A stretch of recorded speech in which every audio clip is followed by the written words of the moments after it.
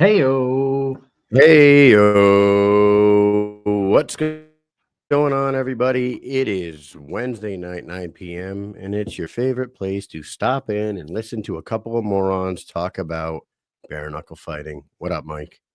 What is happening, man? How is it going?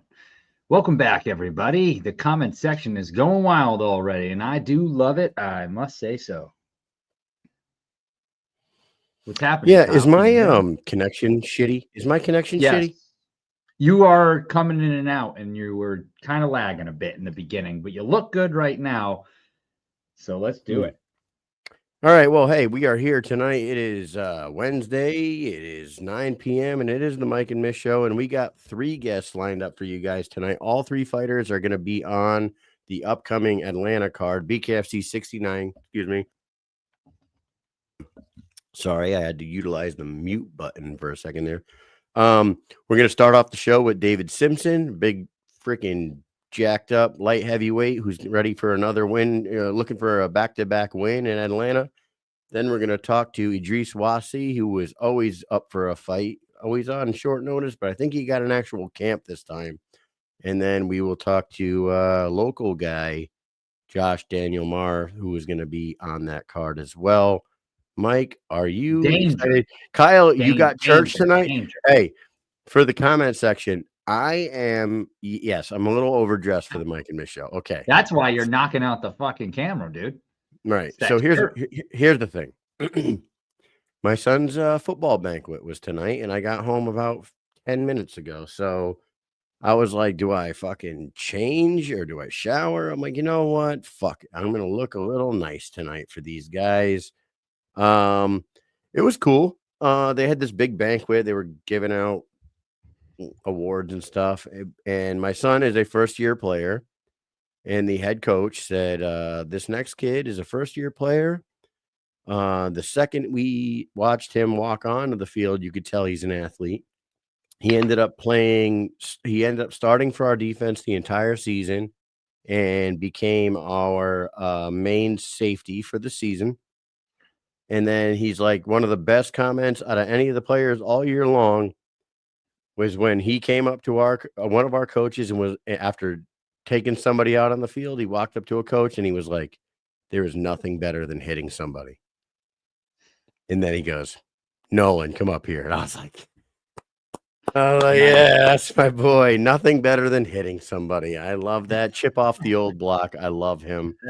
So it was cool. And that's why I'm here. And that's why I'm in a button-up shirt and whatever. So this might be the first button-up. I don't know. I'm if I can. You and I have wore suits on this show before, Mike. We have wore ties, but we're I don't think I've ever seen a button-up. So this could be the first. You know what I was doing? I was trying to channel my inner Ariel Hawani. Yeah. Yep. You know what it is? We are live tonight on YouTube, Rumble, Facebook, Instagram, and for the first time ever, millions.co. And so 5 platforms got us tonight. And we're excited about that. That's why I'm dressed. That's the main reason why I dressed up. That's why you got dressed up. That's why I got dressed up. We should shout out our sponsors. Shout out to Kyle. Julie. Happy birthday to Kyle. Yes, it is Kyle's birthday. He is 43. Oh, 43. You know what it is? 43 years old, almost 24 years in the Army. And here's how I feel right now. I'm 43. I feel like I act 23, but I feel 53, maybe closer to 63. You know, I got bad knees, bad back, bad neck, bad shoulder, two bad shoulders. You know what I mean? I am what my good friend Lisa calls a lemon.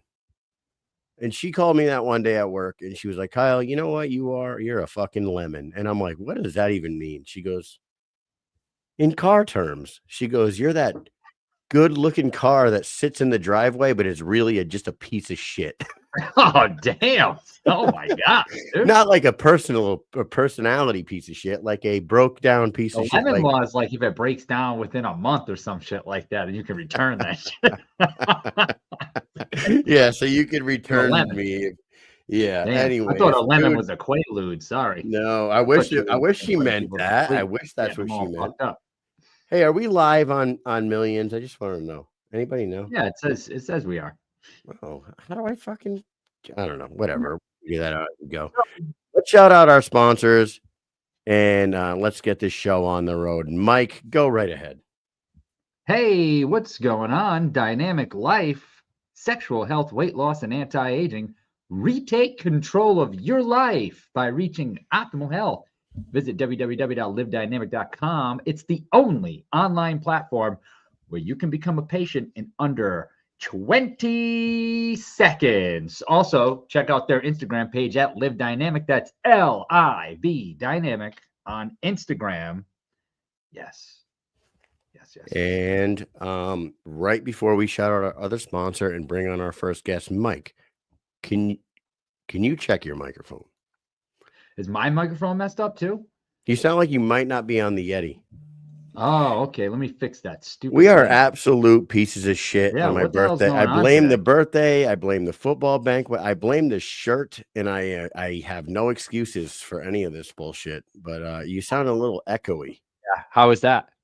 Better? Way better. Way better. Oh, here we go. All right, so let's do this. Let's go ahead and bring in our first guest, Mike. Run the show, would you? We're like a bunch of goddamn rookies today. I might as well just go jump off a bridge. Yeah, All right. why not? Well, guys, after all the bullshit, we will be right back after these words.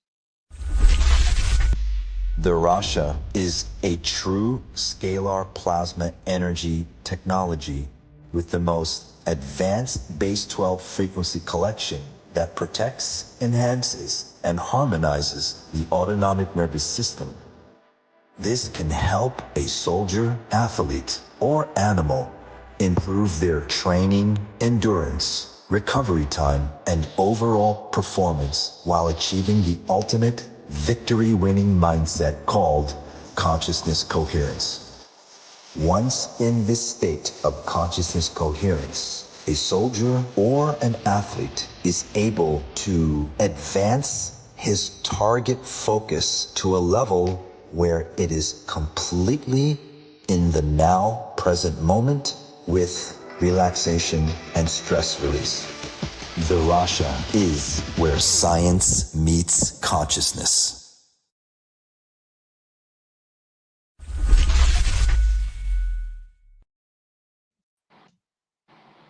Welcome, Mr. Simpson. How are you? Did you enjoy that Rasha commercial?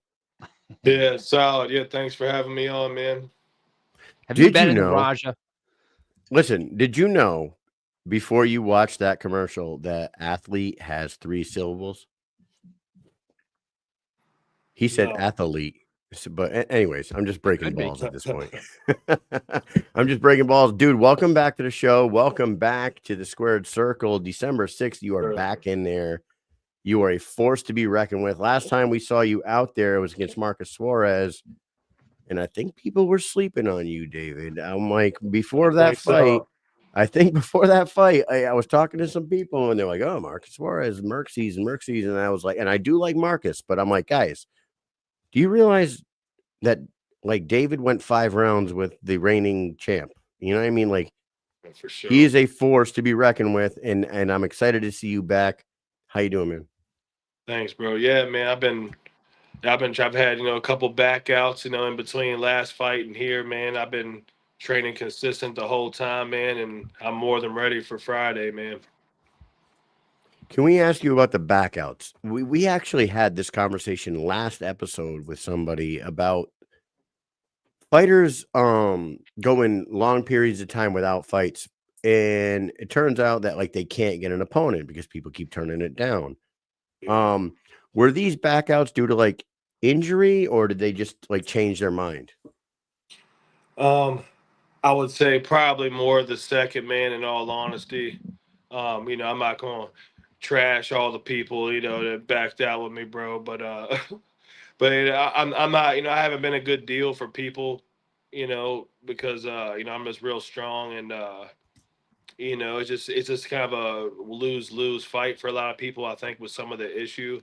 But after last fight, I was having more of the same, man. But guy I'm fighting this Friday, man, he's a real fighter. I knew that he was going to take the fight, and he's a real respectable guy, and I'm looking forward to it, man. We out here. Nice. So you're still with Nate? Yeah, man. Yeah, Nate's my dude, man. He hooked me up, man. He got me a lot of good sponsors for this fight. Give me all kind of crazy fight gear, man. I would have just been fine with a plain black pair of shorts, man. But he get me wearing all this nice stuff, and he hooks me up with everything I need, man. Yeah, he's a real good dude. I like Nate a lot. I was messaging him yesterday, David, and I was asking him, "Do you have a fight nickname?" Because there's none listed.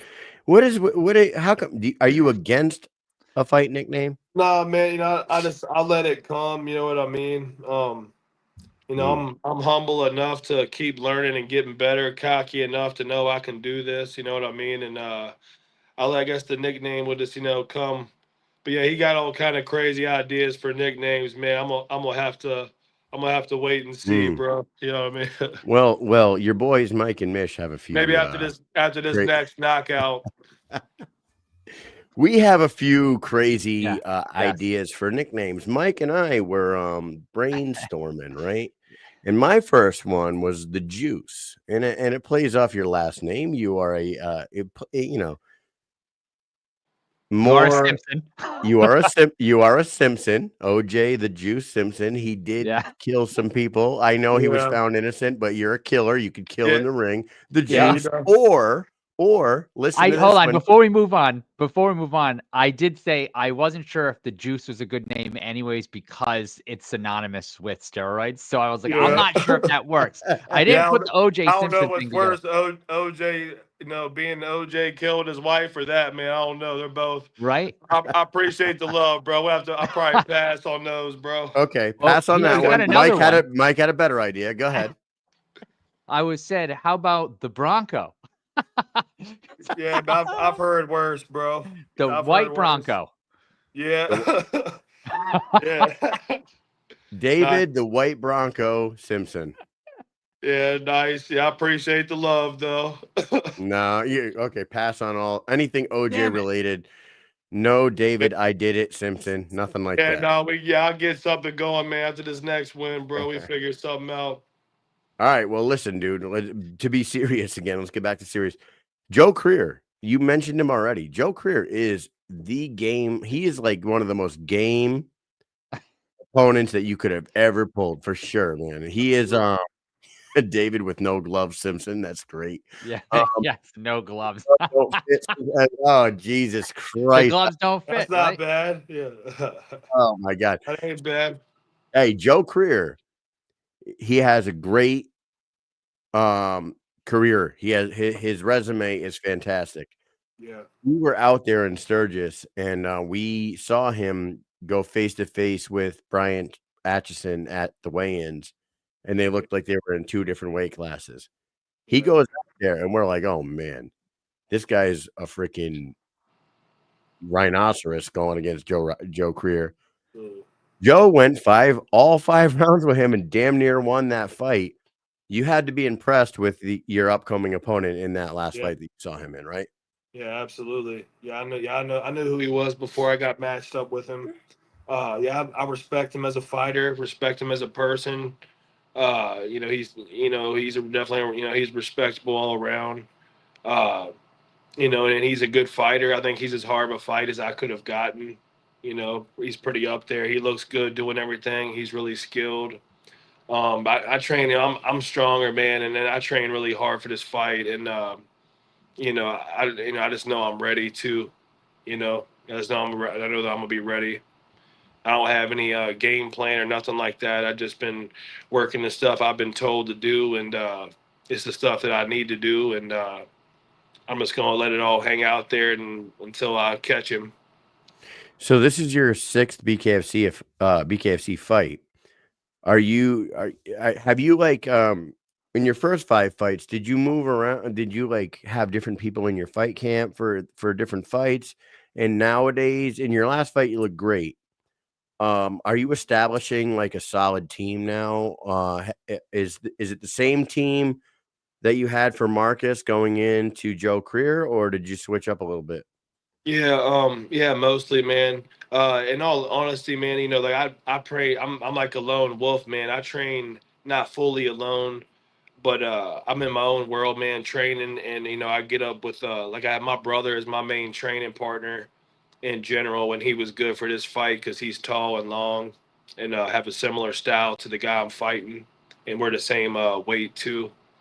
And you know, I got up with Isaac some last fight. I didn't get up with I just trained with my brother this fight, and we worked a lot of technique, and we got our sparring in. I've been doing cardio, and I've been dieting and lifting since my last fight for the past 6 months, man. I've been training, and I did everything I was supposed to do, man. Did everything I was supposed to do for this fight. I got Elvin coming down to corner me. Uh, Nice. yeah, Elvin, my dude. Yeah, and I'm having Yeah, I Elvin. know that you had trained at you. Did you go to Puerto Rico and train Yeah, with Elvin the last I time? went. Yeah, I trained. I rode with Lorenzo. I did a training camp with Lorenzo for Chris Camozzi fight. I went to Puerto Rico and Colorado with him. Yeah, those are some pretty crazy names that you're throwing out there Yeah, to be training with. Those are kind of like uh, bare knuckle royalty right there, yeah, Elvin and absolutely. Lorenzo. So you're surrounding yourself with the right people. We talked about Nate already getting you sponsors and stuff. Would you say that right now, where would you say you are in like your headspace heading into this one as compared to your first 5 fights? Are you feeling Yeah, I'm a lot better better. heading into this one?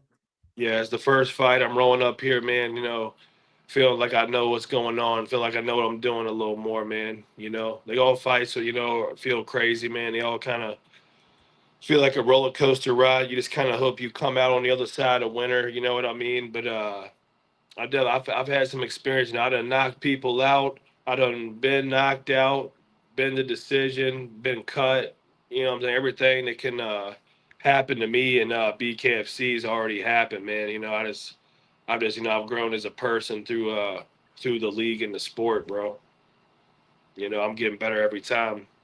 And you'll be able to tell physically, like I got my weight down so much better this time. You know, I got to under 200 pounds before even doing any type of sodium cut or anything for this fight. And you know, I got a lot leaner, and yeah, I did everything I should, bro.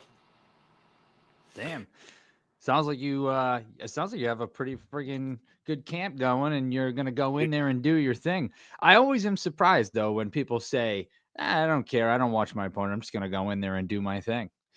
Do you Yeah, think it's more of a no, I distraction? watched him. No. I watched him a little bit, but my coach, yeah, shout out to my coach, Jason Williams in Wales. He coaches me, you Oh know, yeah. about Is six that hours. Boxer Tricks? Is that guy? Yeah, boxer tricks. Yeah, that's who Yeah. Wow. I've been training with this whole time, man. And honestly, like I watched the guy I'm fighting a little bit. I let him watch more, and we just did all the techniques and the drills based off what he wants me to do. And some of the stuff was like some of the stuff I do and remember, you know, it's something I remember as a combo or a counter or something like that. But most of the training, he's doing things in a way where it's like I'm not gonna remember. So I just do what I'm told. And then when I perform, you know, I'm just gonna do the things I should do. So I don't think about nothing. I'm not out there with a game plan in the fight. No, I'm gonna land this punch or you know what I'm saying. I'm just gonna do what I do and just trust the training.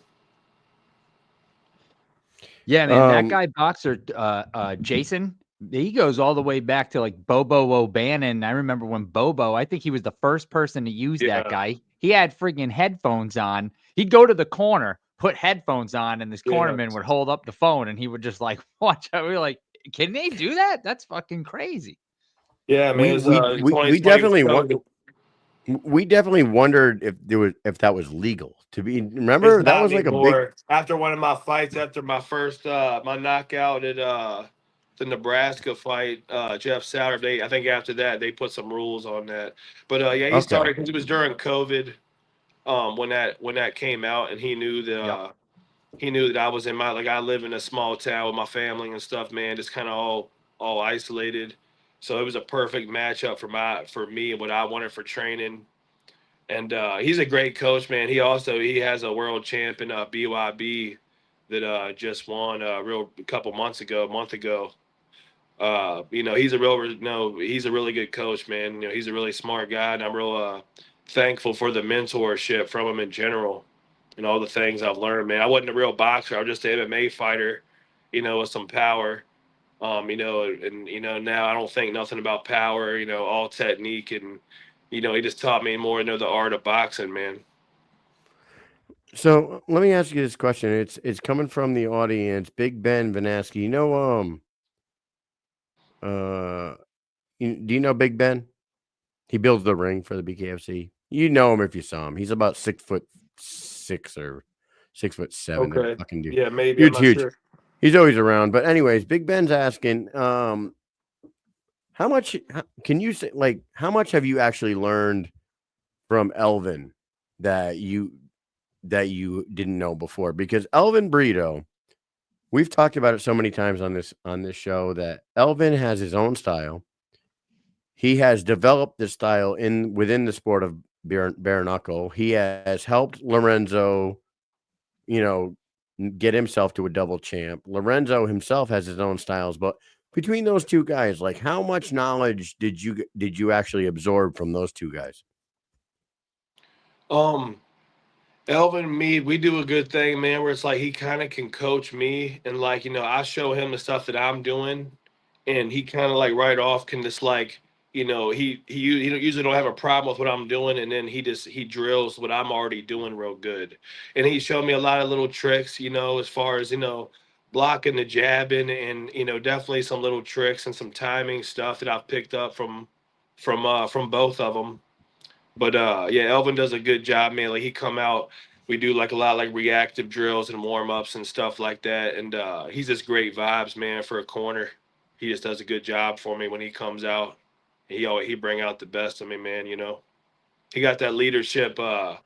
He got that leadership quality to him up with all the fighters, man. I appreciate that he helps me out. We love Elvin. Elvin's like one of the best personalities. He's one of the happiest guys you'll ever meet. He just, the first time we ever met him, Mike and I sat by a pool with him in like Orlando, Florida for an hour straight talking with him just about everything, right? Yep. And then at the end of the conversation, Mike and I are like, yeah, we have a podcast, by the way. I'm Kyle and that's Mike. And he's like, you guys have a fucking podcast? He's like, why didn't we do something here? Why don't you interview me? We're like, we're new to this shit. I don't know, man. We were just really like, intrigued by all the shit that he was saying. He's full of knowledge. Yeah. And this was 2021, right? This is Knucklemania 1. So yeah. This is 3 years ago when the sport was 15 events in. The BKFC was 15 events in. And now here we are. We're like 105. And you guys are about to break into a new state. So it was super cool meeting him. Let's just go right into that. You're breaking into another state, Atlanta, Georgia. How excited are you to fight in front of the Atlanta crowd? Hey man, that's cool, man. To be honest with you, I put it in the GPS and I go wherever the fight is, man. I don't even think much about where I'm at whatsoever, bro. To be honest with you, it's not going. I'm sure I'm gonna be the bad guy. He's the hometown guy. Basically, all my fights are like that, and that's fine, man. I don't even see or think about nothing in the crowd when I'm out there. I just see the person standing across from me. Well, what I saw in the comment earlier, and I'm not going to ask that same question, but a win over Joe Creer here, it is a big win. Creer has a great resume. We talked about it already. He's a fucking badass dude. Yeah. You go out there and you get a win over Joe Creer. Where do you see yourself in 2025? Like the BKFC keeps growing. They're going to be doing more and more events. Every year, the events grow by a substantial number. Now they're tied in with DAZN. They're, Triller and BKFC have their thing going. There's potential to have 2-3 events per month, every month for the entire 2025. You go out there and you get a win over Joe Creer on December 6th. What can you visualize 2025 looking like for you, David Simpson? And man, I'm coming for it all, man. I want to be the best I can. I want to fight the highest level people I can. And I think a nice win over Joe Creer, especially if I finish him. I think they could. I'm at least gonna get a ranked opponent. I feel off of that win. I think people know that I belong here for real if I can get this win, bro. I think people already know that, but Yeah, but yeah, they could put me in as high of a fight as they want after I win this one. I feel. so, and I'm gonna let Mike talk in a second, but last time we saw Joe Creer fight, it was at 205 pounds. Yeah. This fight's at 185, right? Yeah. The guy you went 5 rounds with is now the champion at 175. Yeah. Where do you see yourself in 2025? Do you see yourself staying at 185 and making a run at 185, or is a cut to 175 too much to maybe work your way to, eventually towards another fight with David Mundell? I'm Or definitely closer to that. My body, I'm definitely closer to, I probably am capable of it now, but it would be hard. If I had enough time and notice and the fight was big enough, I definitely would be interested.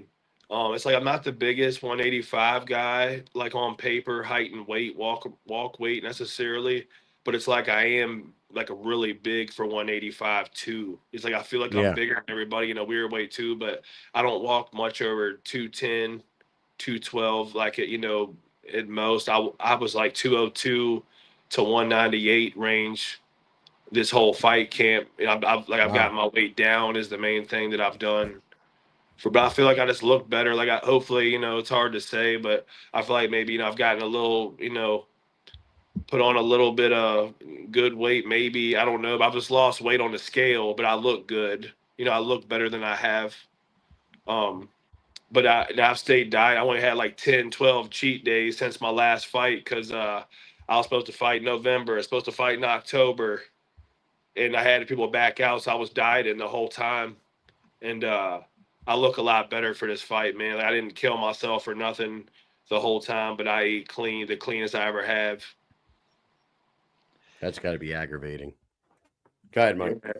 I was Yeah. going to ask, like, talking about Dave, does it matter to you whether you get that one back? Like, is that something? Are you one of those guys that, like, you know what, you have some losses, you want to avenge them, or are you like, fuck it, I don't care if it's Dave or anybody? Yeah, I mean, my goal, and what I think everyone's goal should be, if you're gonna take the sport seriously, is to be a champ, and I'm willing to take the long road and do the journey to get there. Yeah, I would love that. I mean, I had a lot of success in that fight. Some people, I really was knocked out for a second. Like I don't remember being down there, but I really did get up on 8, and I was like straight to continue. Like I passed my concussion test in the back. I was ready to fight, man, but I really was out for a second. It was a good shot, but a lot of people felt like it was only 40 seconds left, man. They could have let me Yeah, finish out strong, kind of. But it is what it is. It was a good shot, but a lot of people thought I was winning that fight, before that happened, and I was I felt like I was edging out a close fight. I saw how damaged he was. He did a good job of hiding it by he clinched. He's a champ. He does a good job, but I did catch him and hurt him, put him down one time. He told me after the fight, and I wasn't even half the fighter that I am right now when I fought that fight. I wasn't even I was just a right-handed fighter. I'm now fully left and right, switching Nice. stances. Yeah. And I know he's better too than when he was there, but I'm still more I was just different. gonna I was just gonna ask you that. Yeah. You guys are both different fighters now, and when Yeah. we were out in Spain and we saw what he did to Danny Yeah. Christie in front of that crowd, Yeah. and like to say that he made it look super Yeah. easy in front of a guy and against a guy like Danny Christie, we shouldn't be able to say those words, but he did, right? You got to be impressed with the progression of Dave Yeah. Mundell No, since he man. fought you, man. Yeah, no, I'm honored that I, ever got to share the ring with him, man. He's a great fighter. I respect him as a person and a fighter and his accomplishments, man. But I did I did have him in trouble, man. I know that I did put up a good fight. I heard him. I remember when he got on the line in the 5th round.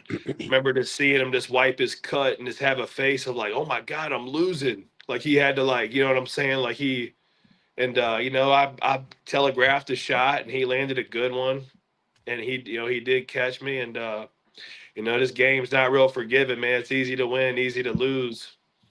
And yeah, I would love to get that fight back, man. I'd be honored to share the ring with him again, of course, man. But You he's got doing Joe Creer. 70. Yeah, he's doing one. Yeah, Joe Creer is I think is as hard of a fight as Mundell for me in a weird way too, man. I think I know he's not as accomplished. He's probably not as big of a power puncher, but he's real smooth and he's real long and he's real relaxed. And I think he's a good boxer. He's got head movement like crazy. We saw it in that Head Atchison movement, fight. head movement. Yeah. Ronda Rousey's coach would be so proud. Yeah, that guy he fought is a beast. That guy, had a great physique. You could tell how much power he has and stuff. But that guy's, I'm a lot faster than that guy. I might not be quite as big, but I hit plenty hard enough, and I'm definitely faster. I'm a smaller frame, but I have, I'm gonna be quicker than last dude he fought, guarantee. Absolutely. And I think Joe's happy to fight at 185. So I think you two are going to be at the top of your game. I think you're going to get a more not that Joe wasn't super sharp in that Atchison fight, but I think he belongs more at 185, and I think he would agree with that as well. So you two are two guys that like right on the cusp of fighting contenders in your next fight. We're excited about it. We don't want to keep you much longer. We got other guests, but we will give you a minute or two here. Shout out some sponsors and let the fans know why this is the fight that they need to pay attention to on December 6th. Yeah, man, it's the fight to pay attention to. I think we got the most fights together out of everybody on the card, so we're gonna be the most experienced guys I think out there. As far as number of fights, he's a good boxer. I'm real strong. I'm gonna be throwing power every single shot. I'm just gonna box until I catch him, put him down. And yeah, shout out to my sponsors. I got Homer Halibut Hunters in Homer, Alaska. That was my main sponsor. HKA, Get Shit Done Coffee. Get shit done. Those are good looking shorts, man. Yeah, I like the yellow. I like the yellow color. Yeah, Nate. Good Shout out to shady yellow. Nate. Yeah, Nate with no quarter combatives, and of course my coach Jason with Boxer Tricks, man. And I appreciate everybody, man. And you know what that yellow and black makes me think of, David? Rocky 3. Okay, right. Yeah. I knew Rocky wore yellow and black. That's what made me think of too, man. Yeah, Nate. I did the measurements, and Nate make the shorts for me and stuff, man. And yeah, he always give me some nice stuff, man. I appreciate him. Yeah. Awesome. Hey, best of luck to you on December 6th. This Thanks, fight bro. is one of the ones that stands out. When you look at that card, this is one that stands out. For the true bare knuckle fans, they know that this is one to pay attention to for sure. Yes, Thank sir. you very much for coming on the show tonight. Mike, do you got anything else for Dave?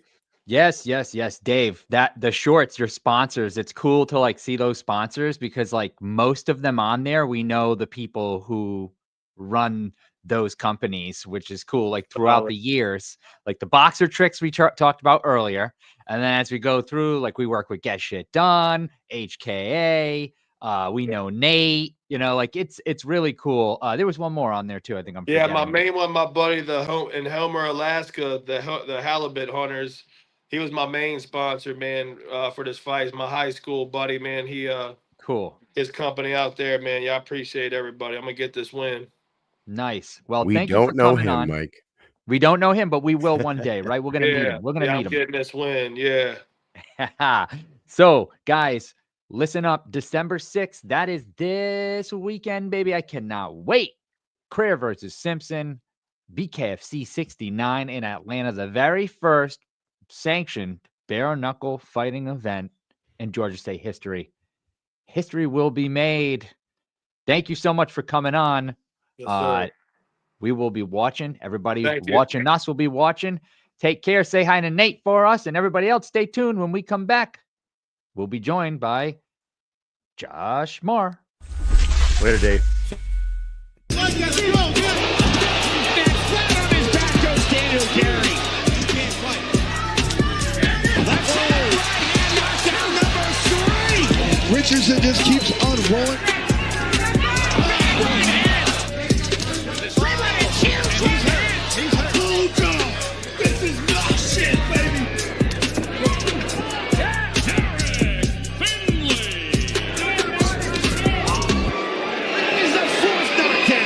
Jab from the southpaw stands. Left hand and the right hand on the counter. That drops Marcus Suarez.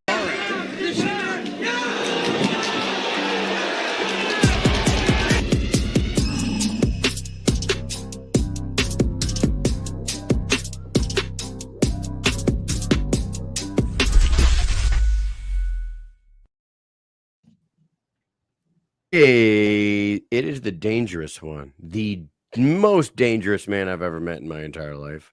Josh Marr. How are you? It's even dangerous to be on screen, but we are doing it. Hey guys, how you doing?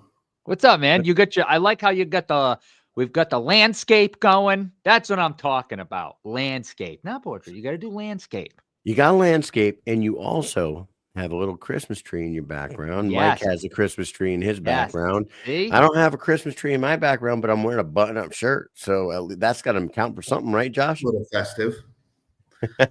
We love to be festive. A little festive. Dude, welcome back. Welcome back to the show. We are excited to see this fight between you and who the fuck are you fighting? I lost it. I'm sorry. I have a lot of shit on my mind right now. If you're watching earlier, it's like a shit show today. This show has become a shit show. Yeah, you're fighting Kenny Hill, but that doesn't matter. It doesn't matter who your opponent is. So Nope. you are making your walk to the ring again in your home state. Yes. Right? Yes. That has to be a breath of fresh air, dude. It is so cool that you guys are. We heard about Georgia legalizing it. Oh, I feel like it was a fucking year ago. You know what I mean? More than that. They've been talking about it for a couple of years, and then they keep saying date, and they keep saying this. They said it was legalized there a long time ago. I remember the announcement. And then last year they legalized it, but it took a while for the commission to adopt the rules and all that.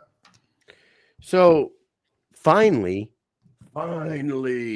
we get the fucking BKFC event that we wanted in Atlanta, Georgia. I think it's in Duluth, but I think Duluth is part of Atlanta. Correct me on that. Yeah, everything part of Atlanta is part of Atlanta. It's all Georgia. All right. So you're gonna have a huge crowd out there. You're gonna come with an army or what? Yeah, I've got a pretty good crowd coming out. I've got people flying in. I've got a solid. I mean, I put on some big shows out here, and people have been waiting for me to come home, so I'm happy.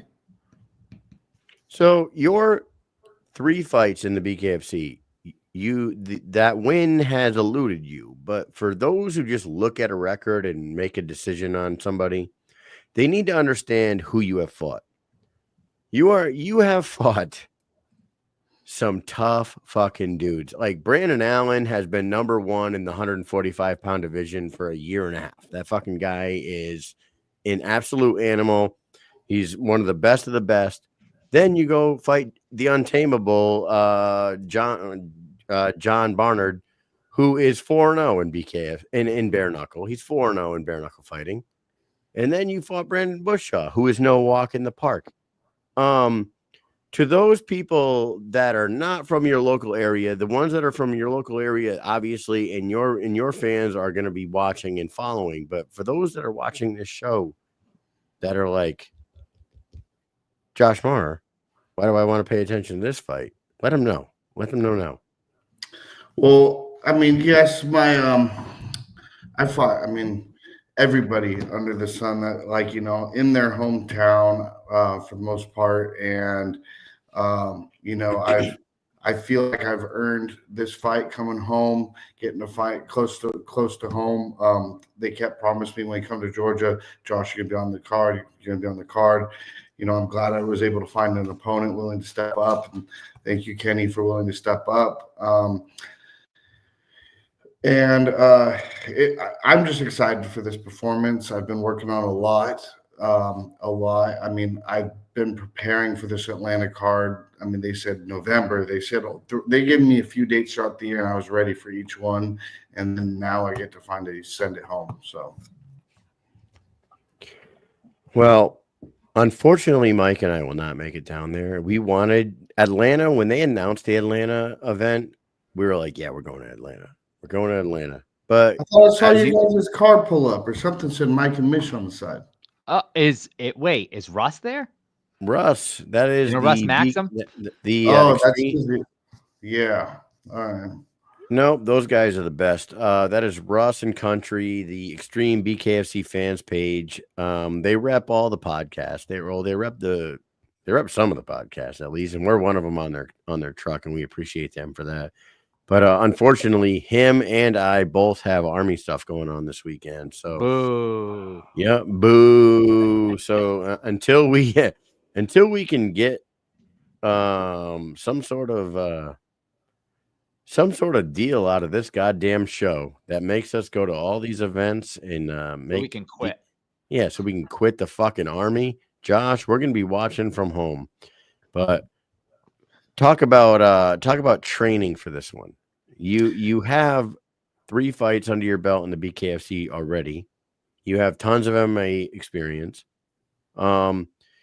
We just talked to David Simpson about how from one fight to the next, you're a different fighter in this new sport. And he was training with Elvin and Lorenzo. Those are the top of the top when it comes to bare knuckle fighting. But 3 fights in now, going into your 4th fight, you had to have learned things from each one of those fights, nuances of the game. What can you tell us without giving anything away? What have you changed in your day-to-day training nowadays, now that you're a seasoned BKFC fighter?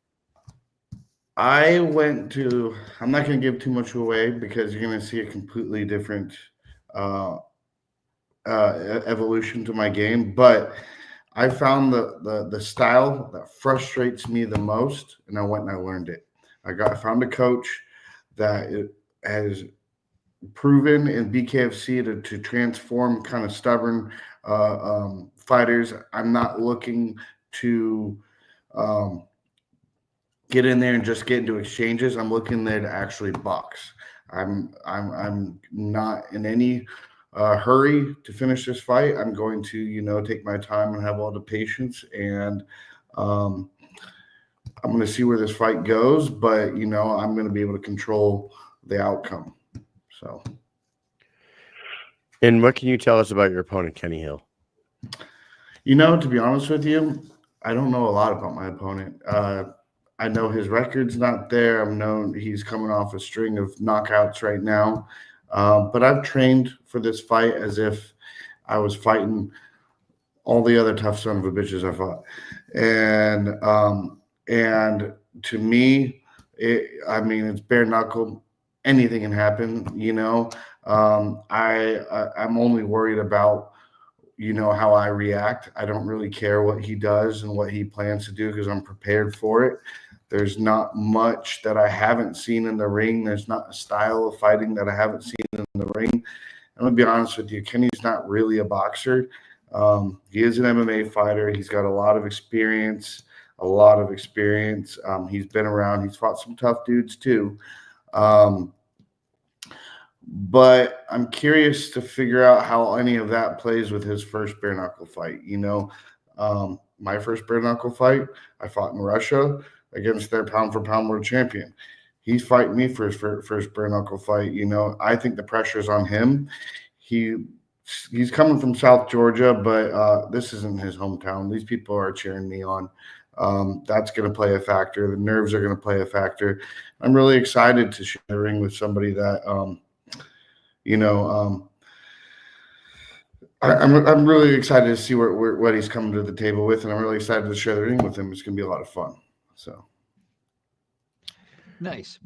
So are you still, sorry if you're not, but are you still with the same woman that you were with before? Was it your wife or fiance?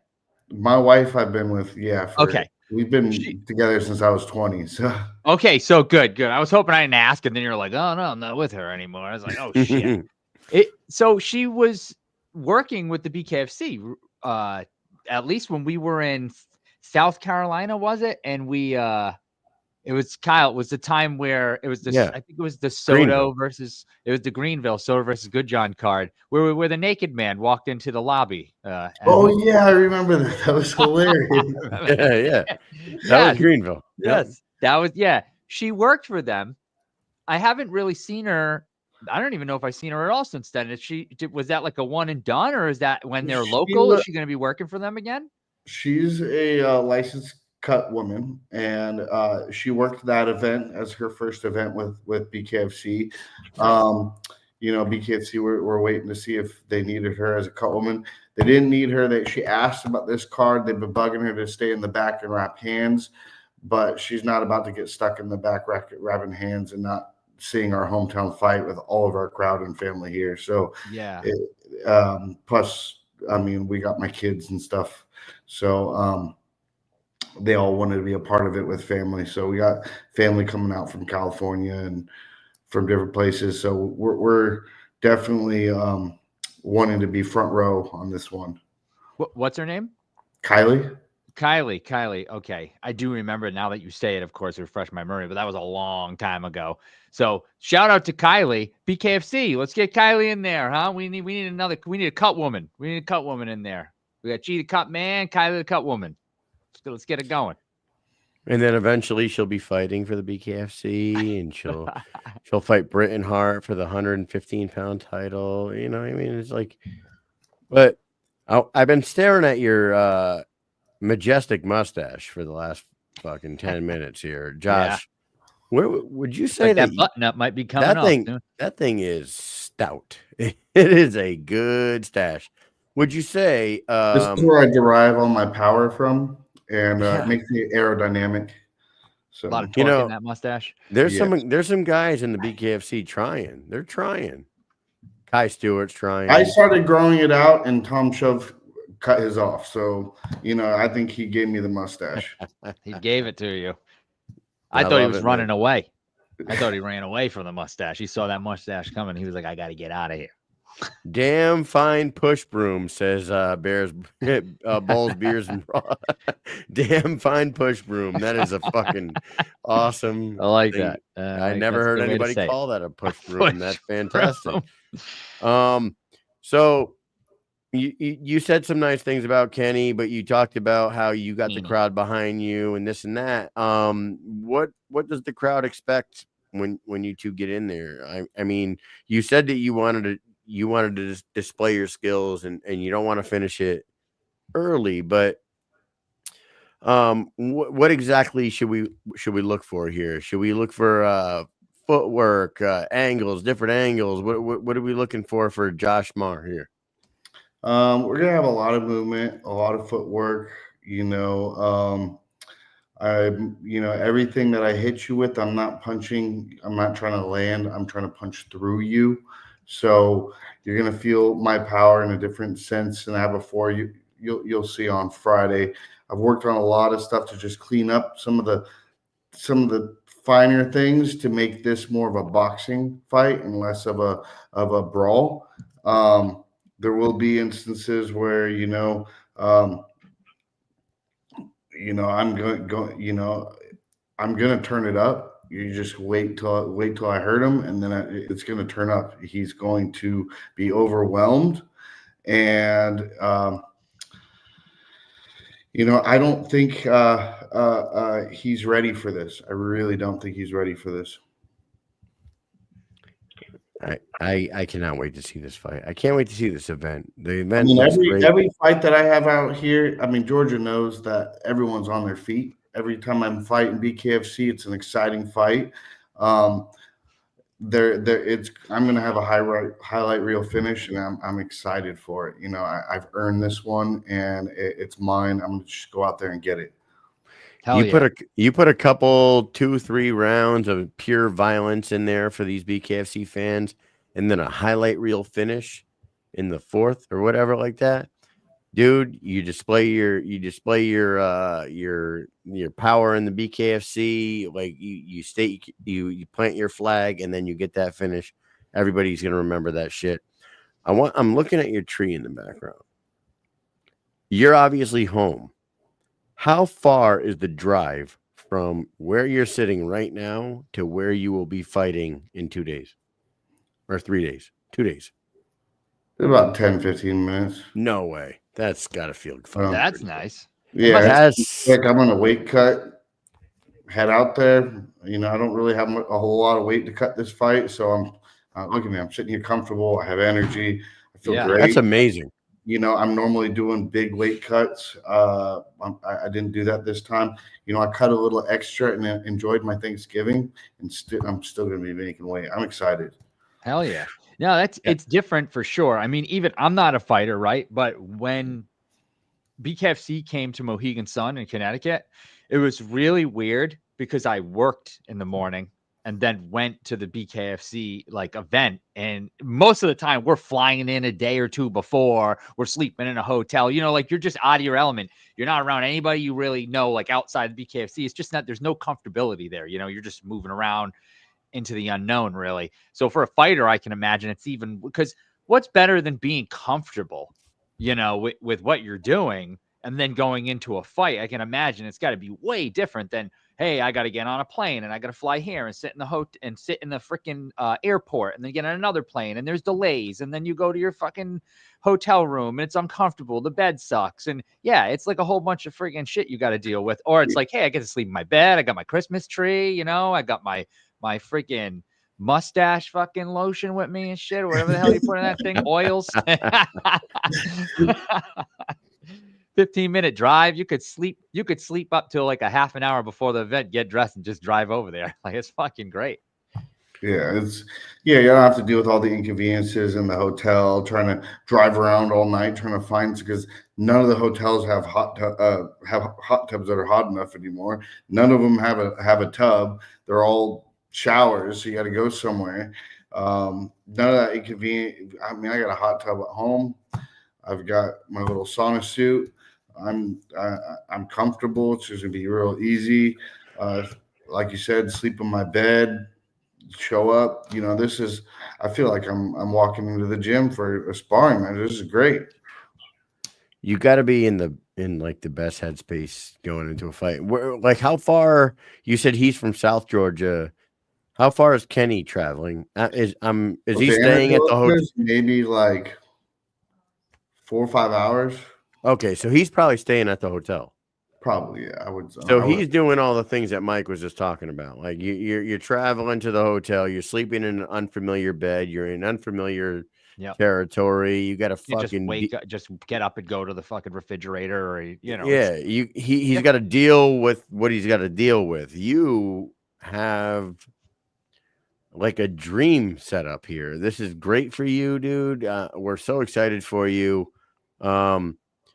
This is going to be great. And I feel like you sharing the card with some of these veterans that are on here, like Joe Elmore and Keith Richardson, and like Joe Creer's really starting to come around in the sport.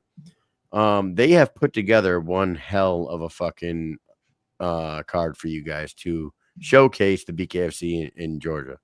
Well, it's good because a lot of these Georgia fighters that are on the card, I mean, all of us Georgia guys, we kind of go way back. A lot of us like to cross-train with each other over the years. So a lot of us know each other from training in and out from one sport to the next. This camp, I've been training with Harrison, who's going to be the first fight in the card. I've trained with Joe Elmore. You're talking Harrison Atkins? Aiken. Yeah. He is one half of the first bare knuckle fight in that state's history, right? Yes. Sanctioned. This is the first event, but that was the first fight. Yes. Interesting factoid. Fuck you, Kevin Smith. I'm just fucking. And It's a Just kidding. inside joke. We love you, Kev. Bye. I got some work with A samples this card as well, this camp as well. I mean, all of us Georgia boys, we're looking good. We're excited. We're pumped. You know, we've been waiting for this, and we can't wait for BKFC to come back. Like, we're gonna make this show, and I can't believe that they didn't get a bigger venue. To be honest with you, I would have sold a lot more tables. I have at least 3 more sponsors that wanted at least 6 more tables. Wow. And that's crazy. I think that they're anticipating playing it safe, which, you know, business side of it's intelligent. But I feel like that Atlanta is going to be the new hub spot. It's right here in the middle. I mean, not a lot of everyone likes to go to Florida and deal with their crowds, and Florida's crowd is amazing, you know. But I think Georgia's would be the next hub spot next to some of BKFC's other favorite spots. They're going to definitely need to upsize the venue for the next one. Yeah. Gotta love a good hub. Gotta love a good hub spot. Yeah. Right, Mike? Yes. What's your favorite hub spot, Mike? I don't know.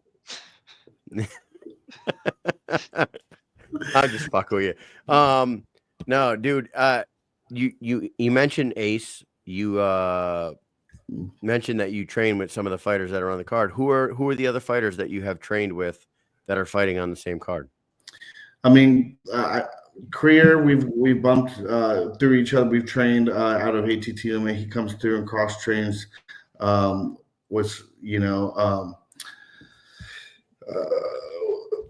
mean, pretty much all the Georgia guys. I mean, I've already named. There's not a whole lot else on the card. Oh, I mean, Cole Farrell. I haven't trained with him, but I mean, he's looking good too. Yeah, Cole Farrell. I mean, everybody's ready to go. You know, we haven't seen him since the card we were just speaking about. He fought that one time, and that was it. Yes, that's it. So hey, man, we love talking with you, and we wish we could be there in Atlanta. I said it to Simpson, but unfortunately, we can't make it to all these events.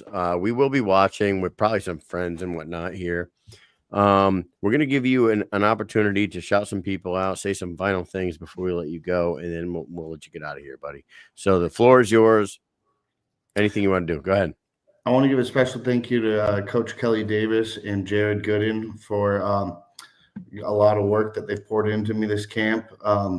You know, Harrison and Joe rotating in with me, getting a lot of work in, evolving. All of us have evolved our skills a lot. You're going to see a lot of different things out of us that you will be surprised you didn't think we had in us. I want to give a special shout out to my sponsors, Barb Orthopedics. Man, they're a local.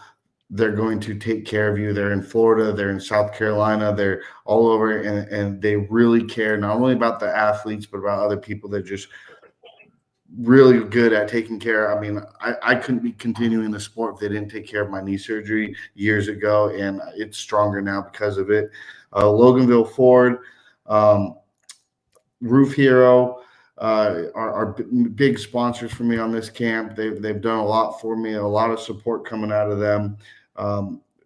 The Dying Breed 2, Kudzu Pressure Cleaners, Build Alpha, Suffer Party, and I want to give a shout out to my company, Champion Heating and Air. For me to be juggling a full-time running a company and training full-time through this full camp and juggling work out in the field, and it's a lot. But, you know, I've got good people that have taken a lot of the workload off of my shoulders and will help me focus. And, it's huge for me. So. Hell yeah, awesome, man. dude. Hey, you seem like you have a ton of support. You got a huge community around you, and I can't imagine what it's like for you to run a business, work a full-time job, and train for a professional fight.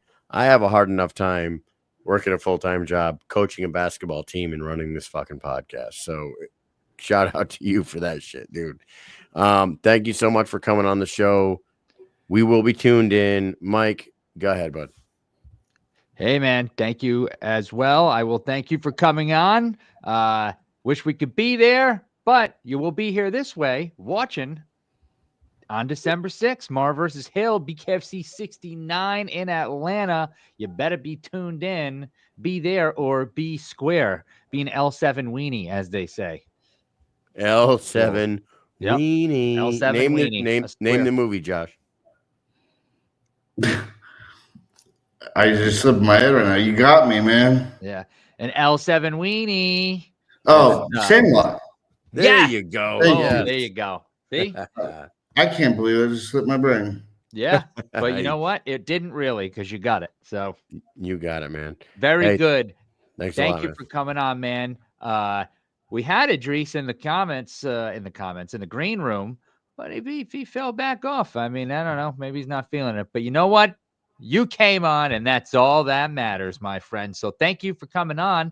And hey, when we come back, it's just going to be me and Kyle just shooting the shit. So stick around. We'll be right back. Appreciate you guys. Thank you. Take Later, it easy. Josh. Thank you. Later.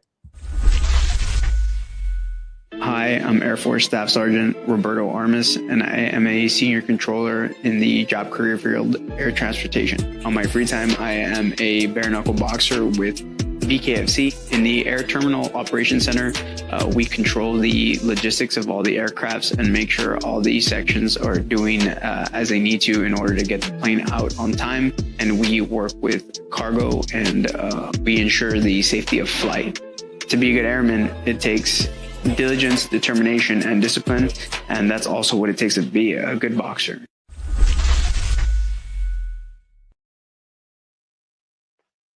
Love that guy, Roberto Yeah. Armas. Hey, buddy. shout out to it's our buddy Roberto. Hey, thank you to Josh and David Roberto. for coming on. We lost Idrees, and maybe he'll come back in. But Mike, since it's just the two of us, I want to talk about what happened yesterday. Oh, nice. The KM5, the Knucklemania 5 press conference took place in Philadelphia at the ECW Arena, which is cool, yesterday. And I got to say, dude, the hugest shout out of the entire thing from me is to Jeremy, Little Heathen Stevens, because he went full heel. He went full Bill Burr, and he went off on the city of Philadelphia, which takes huge balls to be there by himself. He did a great job. We got Idrees in the green room in a second. We're gonna bring him in, but dude, you got to admit, Jeremy fired that fight up a little bit. Would you agree? Oh, yeah, definitely. He came out there and he pulled the Bill Burr. When Bill Burr, if anybody doesn't know who Bill Burr is, he's a stand-up comic. He went to Philadelphia, did a stand-up routine, and they were booing him. It was some 3-day thing, and he went off script and just started talking shit to people in the crowd, talking shit about Philadelphia, talking shit about their teams, about their people, about everything that had to do with Philadelphia. And by the end of it, they were laughing. They loved them. It was awesome. And I feel like Jeremy Stevens did the exact same thing. He came in there, he was just like, except not the exact same thing. They didn't like the laughing and love thing. Right. They didn't love him at the end. They still hated him. But anyways, Dude. I'm just going to bring Idrees right in here. Let's do it. Let's go right into Idrees here. Let's add him in here. Boom. There you are. Mr. Oh, Wasi, so how are you? Sorry How about are that. you? How you doing, brother? Good. How are you? We're doing You're all back? right. The Grumpy Bear is back. You're back Yeah. on the Mike and Mish show, and we're Still the Grumpy excited to Bear? see you, dude. Are you still the Grumpy Bear? Around. I don't really use that nickname, but I've been grumpy all day. No, You've been grumpy weight cut. Weight No, cut? not just that. This whole. I came out here early to train with Kelly Davis, and then when I get here, come to find out my opponent's training with him. So I was What bummed the- about that because, yeah, that's what I'm saying. And it was only a mile away from my sister's house, and now I've been catching Ubers to go to a different gym. I'm training with Bolo. He's on the card as well. And it just costs hella money to go all the way to Sandy Springs. So now I'm extra broke. So I gotta make him suffer. Damn. What the hell, man? This is gonna be a street fight, man. Because I'm pissed. I look at my bank account. I'm mad. I feel like brawling right now. I'm Well, sorry. don't do that. Yeah. You know what, Idrees, though? How long ago? You have a history of catching short notice fights. You know what I mean? What we know about you is that you're down to fight anytime, and whether it be 2 days, 3 days, 4 days, 2 weeks, or a month, you're in. How long have you had to prepare for this one? Well, I did a lot of short notices as amateurs, but this one I've actually had probably like 6, 7 weeks.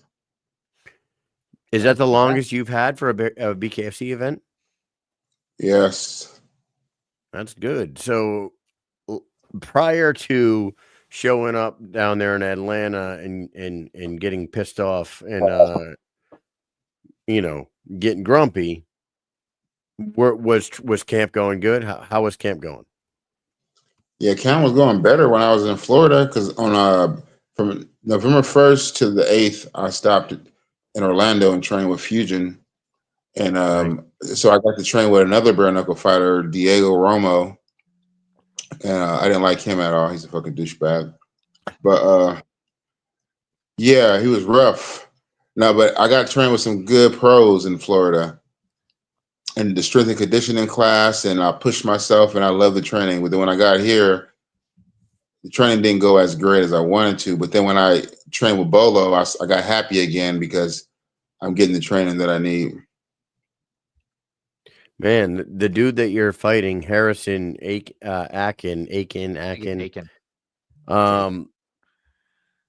Like Trey Aiken. He's the only guy that has ever fought on a sanctioned bare knuckle fight in that state. You get to go in there and smack him around a little bit in front of his home state. What's that make you feel like? Makes me feel, I don't even know how to feel no more. I fought so much. I just don't even know how to feel. I just feel like I'm gonna fight. Make it a fight. Because I seen the highlights of the first bare knuckle fight in Georgia. It seemed cool, like a war. So let's just do that. Let's just make it a fun war. Make it a fun war. And you've been around for a minute with the BKFC. This will be your 5th fight. I like going into the first one. Obviously, you really don't know what to expect. You've been in street fights before. You've been in MMA fights. You've trained, but you don't know exactly what you're getting into in that first fight. But then you fought another one. You fought Steven Townsell, which was a fucking tough task. And that was wasn't that a late? That was a late, very late. That was like a couple days notice, right?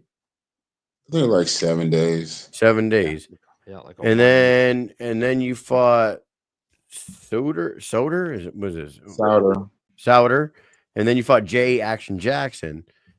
You from your first fight to now, you got to feel a little more comfortable going in there, like exactly what this sport is about now. The little tweaks and changes to your game that you had to do from the first fight to now. Would you say that you have a completely different mindset going into this one than you did in the last few? Yes and no. I feel like every fight, my mind has been shifting. I'm bipolar, man. I have different outcomes in this, and actually this fight is like fucking me up because I have different outcomes in my head. Every night is different outcomes. I should be super confident, but a fight's a fight. What I feel like what I've learned in bare knuckle is every fight's different because once you get hit hard, in my experience, my opinion is it can change your demeanor. You could be confident, you get cracked once, and now you're not as confident, and you get hurt. I hurt my hand in the last fight, and then he cut me in the eye.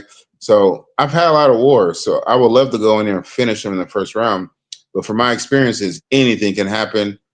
It's a fight. So this is unpredictable. So I don't really know. And you're setting the tone for the night too.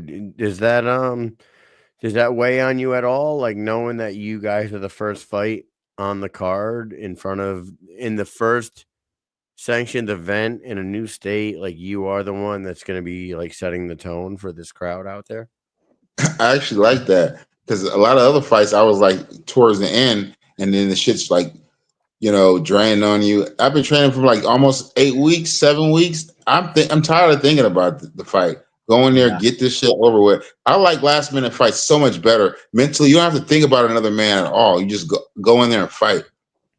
Yeah, I can see where that is definitely better in that aspect, because I know, like, there's anything you have to do in life that you have to fucking think about and think about and think about. And as soon as it's over, it's like all that weight's lifted. You're like, oh my God, I'm so sick of thinking about doing this fucking thing that I finally did it. And especially for the fights, like, people say, oh man, I'm all the way at the bottom of the card. I want to be on the top of the cards. Well, those guys at the top of the card can be in that fucking locker room all goddamn night. They're going to be there at 4:00, or usually it's like 4 or 4:30. They show up, and it's like, yeah, sit back there. You can't have any food. You can't have any Gatorades. You can't really do anything. You sit in a locker room for fucking 6 hours, 7 hours, just waiting to go out and fight. You're going right out. Oh, hey, the card starts. Come out here. You fight. And then you're like, all right, time to chill. Time to fucking hang out with everybody and fucking get some food and watch the fights. Absolutely, because you get to enjoy the fights when you fight first. I haven't fought first in a long time, my amateur days. Yeah, it's definitely a different experience for the fighters, because I mean, we've been to a ton of events, and it's fun to, like, the fighters are done, they come out, and then they just hang out, and it is fun. It definitely is. The rest of the other guys are just kind of hanging out. You don't see them all night long. And some of those commissions are like super They're rough. They're super rough. They can be rough. This one, California. Oh, California. They wouldn't even approve me, man. I was supposed to fight Vince Familiari. What's his name? Oh, Familiari. Vinny Familiari. Yeah. Yeah, I screenshot it on BoxRec. They had us listed, but the commission didn't approve me. Yeah, they call them the gold standard of commissions. So, like, they're very tight over there. They are like very. Dude, I remember being down in Albuquerque for the very first one in Albuquerque. Now, I think it may have like eased up since then, but that first one, dude, you know who Michelle Watterson is, right? The karate hottie, Michelle. So Michelle Watterson, I'm like standing by the entrance to go back to the locker room area, and she's like, hey, she says to me, because I'm just standing there, she's like, hey, can I come back there? I'm like, yeah, probably. I'm like, yeah, just, and it's her and her husband. She goes, I just want to go say good luck to John Dotson. He's my teammate. Like, they're fucking UFC veterans. Yep. They have fought. They're local. They have fought all over the fucking world. They're big stars. And I go to walk them back there, and this security guard's like, whoa, who are you? And I'm like, it's Michelle Watterson and her husband. She's going to see John Dotson. She goes, do you have a corner license? And she's like, no, I'm his friend. She goes, I just want to go say good luck to him. I want to say hi to him and let him know that I'm here and say good luck. That commission was like, if you don't have a corner license and if you're not a coach, you can't be back here. I don't care who you are. And I was like, holy shit. And I was I turned to her and I was like, listen, I'm sorry. I didn't know they were going to be like this. She was like, you know what? It's not your fault. I was like, what the fuck? Dude, some of these commissions are crazy, man. Yeah. They're crazy. I wonder a little bit of power. But so circling back to what we were talking about, you being the first fight on the card, man, you don't really have to deal with all that shit in the back, man. You get there, you check in, you do your fighter meeting, you get your pep talk from Dave Feldman, and then you get out there, you do your thing, and then you're chilling for the rest of the night. That's kind of a good thing. Yeah, that's the plan. What do you eat when you're done doing all the weight and all that shit? What's the one thing that you're like, man, I'm gonna eat this? Because when you just talked about Albuquerque, it reminded me of them hot Cheetos with the damn cheese all over them, Kyle, with the nacho cheese. Oh, like the little Mexican booths they have, or yes, and they have like it's like a thing that it's like a staple down there in Albuquerque. They put hot Cheetos with melted cheese on top of them. Yeah, maybe I'll get that. That shit mess my stomach up. So what do you do? What do you go for? I like omelets. I like eggs and turkey and coffee. I've been loving coffee. Oh, You put anything in your coffee? I'm good coffee Yeah. right here. What you got in there? I drink coffee all the fucking time. Like it's too much, really. If I die drink it early, black? it's because I drink too much coffee. Sometimes I do, but I love flavors. I'm a flavor guy, Me but I too. like to do. I got way into coffee lately. I don't know if it's because I'm fucking 40 now, 41. Like I used to just make coffee. Hey, what do we have? I'll just make it and drink it, whatever we have. Now I'm like, oh, did you ever hear about an espresso maker? I get this. I got the fucking milk frother. I'll heat it up. I'll do this. I know all the different types and shit. It's insane. I've gone kind of nuts over coffee. I don't know why. I drink so much of it. I might as well know what it's all about. But yeah, right now I have a maple pecan blend of it's a Starbucks K cup, and then I have what? Yeah. So and then I have a little bit of whiskey in that thing. And then I frothed Whiskey. up, what the hell did I have? Oh, cinnamon bun creamer. I frothed up and put it on the top, put a little whiskey in there. Yeah. Yeah, that sounds It's good. really good, actually. I got to tell you. Oh, man. A good blend. It's the Cinnabon flavor of creamer. I just happen to see you it. ever and travel I with need you that. travel with Mike. Mike is definitely a like foo coffee drinker. He loves Love to it. get into Starbucks and fucking ask them, what's I the go, coffee of the month? What do you got for the coffee of the month? Yeah. Let me get that shit. Let's go with the almond milk and all that fucking stuff. I'll try anything. I don't care. If it sucks, then I just won't drink it. But you know what we did have? Oh my God, because you're a coffee guy, right? So one event in Miami, we talked to Isaac Doolittle. Isaac Jomi? Doolittle. Actually, I have the video of it. So Jomi and Isaac, we told them, have you ever heard of okay, the nickname is cat shit coffee. That's what we call it. Kopi Luwak, right? It's called Kopi Luwak coffee. And it's the most expensive coffee in the world. The beans are the most expensive that you can get, right? And you can buy them on Amazon and everything. So we talked about it with them because they love coffee. And we were like, we're going to buy a bag of it, like a small bag. Because if you get a fucking big thing of it, it's like hundreds of dollars for just fucking like cups of coffee.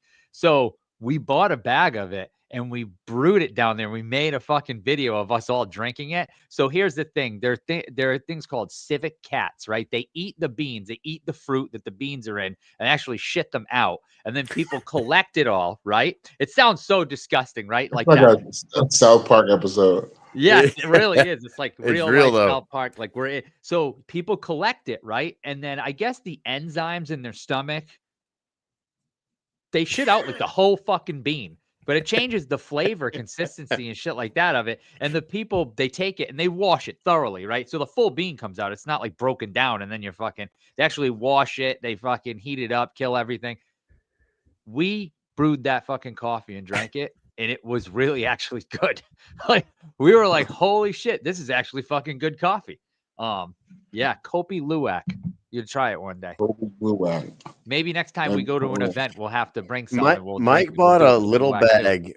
Mike bought a little bag off of Amazon that made about 6 cups of coffee. Yeah, and it costs like $50. I gave some of it too. I gave some of it to Jomi. There was Right? a little bit left, but it cost like $40 or something. $40 for like six cups of coffee. It wasn't a lot. Yeah, it was good. Idrees don't even know what to think. Yeah, you know what to think about that. I think next time we see you, we're gonna have to try it. We actually bought a fucking coffee brew. We bought a coffee machine just to brew that fucking coffee. So we bought the coffee machine from Walmart, went to the hotel, plugged it in, made the coffee, drank it, and then we just left the coffee machine there. Because we were getting on a plane like later. We were like, we don't need this shit. So we just left it there. All for the content. Serious coffee drinkers over here. The face says it all, Idrees. It's no, I'm actually, my tooth is killing me. Is it? Your tooth? Yeah, unfortunately, man, I lost some back tooth. Every fight, it gets loosened, and I start losing them. Man, I fucking feel you on that. I've had a lot of teeth issues myself. I had to fucking get some caps and some fake teeth put in and shit. Yeah, you know what? I thought I shouldn't say this live, but you know, if you lose a tooth in bare knuckle, Don't you? Can't you? It's like you get an insurance, right? They cover it. And I was thinking, if I lose a tooth, that might be a blessing because I can get new teeth. Did you know that every time a human being sharts, a demon gets his horns? Sharks? Yeah. What the hell? Where did that come from? Hey, I got some horns like 4 years ago in a Lyft drive. I was a Lyft driver. That's a lot of sharting.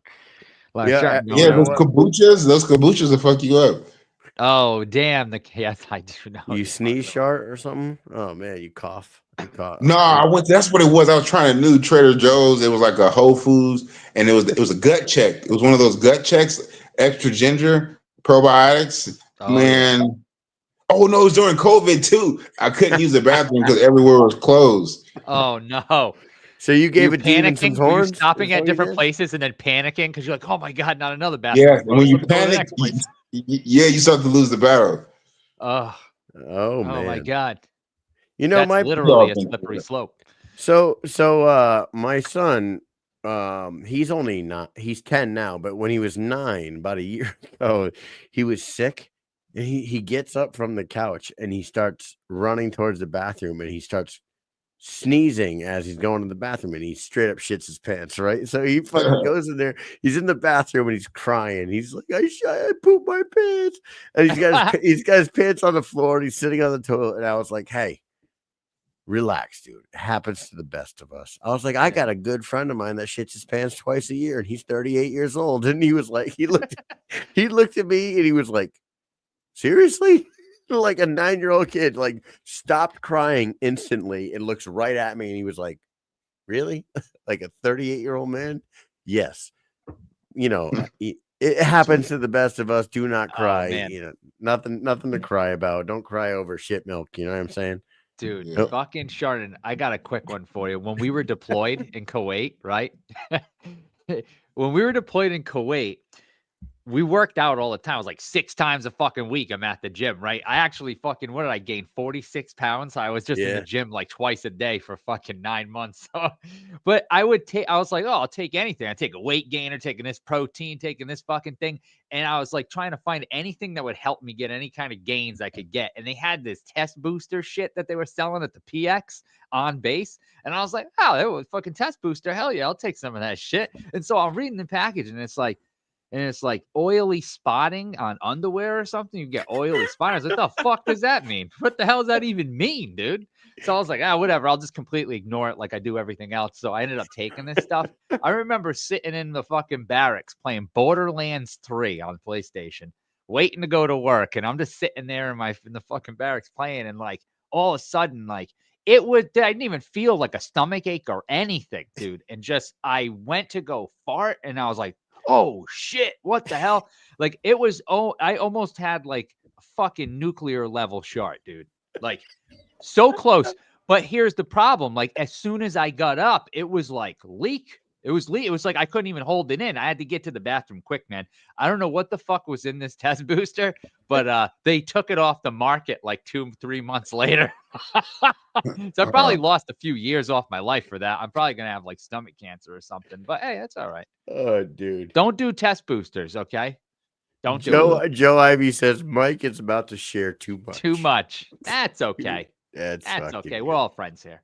And Idrees, when he's talking like that, right? The building that, so when we're living out there in Kuwait or Iraq or you're living in like either trailers, tents, or like these concrete buildings in the middle of the desert. They just he was in one of those concrete buildings, and the bathroom is like a 50-yard walk. Yeah, to the bathroom, maybe even longer. So if you have to go to the bathroom in the middle of the night when you're sleeping in one of those buildings, you got to put some like flip-flops on your feet and you got to walk. Yeah. Like a football field.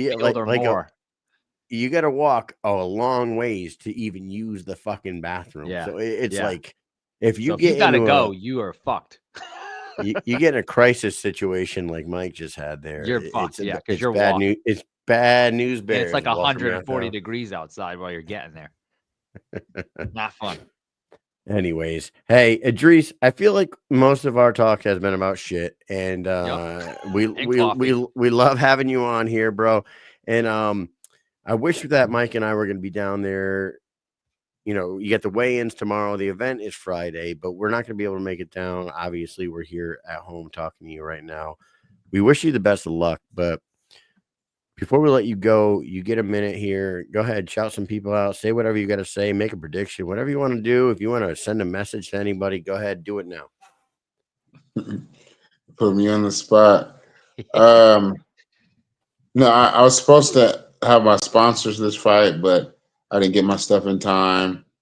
I want to thank, I feel like Conor McGregor, I want to thank no one, absolutely no one but my fucking self. I did this. I signed the contract. You know, I'm a fighter. This is what I do. No one made me do it. I love it. It's all I think about. I just want to put on a show. I just feel like I had a lot of disappointments in my previous fights, and I just want to go out there and actually fight. And that's why I brought a secret weapon with me.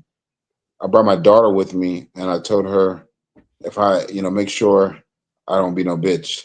So I got extra motivation. How old's your daughter? She's 15. Has she been to your fights before? The last one was a Bellator, and she met Cain Velasquez. It was almost the same similar story. We tried to get through, and they wouldn't let us. I just fought. And then Cain seen her, and Cain was like, come through. And he was hella nice. And he was like, I love kids. Ironically, who would have known, like 15 years later, he would have gunned down somebody. But we know why he did it. So I know, but as soon as I saw the news, all I could think about was when he said, I love kids. He's a genuine guy. Yep. He meant it. Don't fuck with kids because they'll kill your ass. Well, you know what? You got your daughter there with you. That's even more of a reason to go out there and put on a fucking spectacular show. Kick off the night, set the tone for that entire building.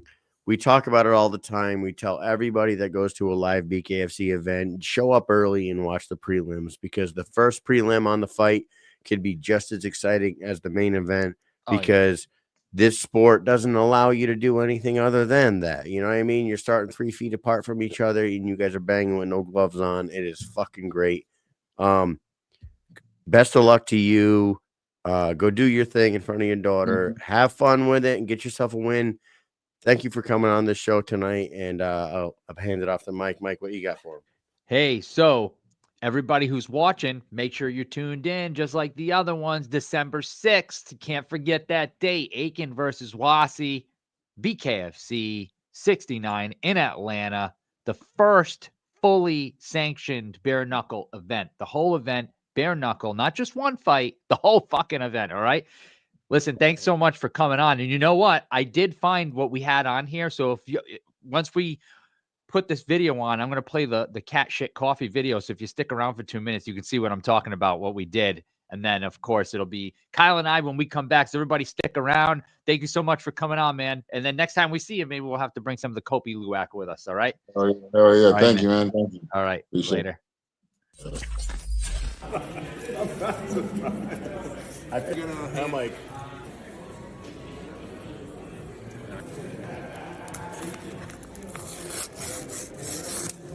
Mike Perry. 100% PBA. That's what I get to spend the next month making coffee. you don't have to pay for it.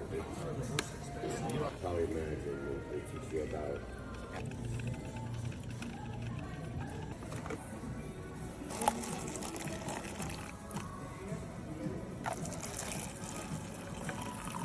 Red Bull instead of water, and then they're halfway to work. Cheers. Let's go.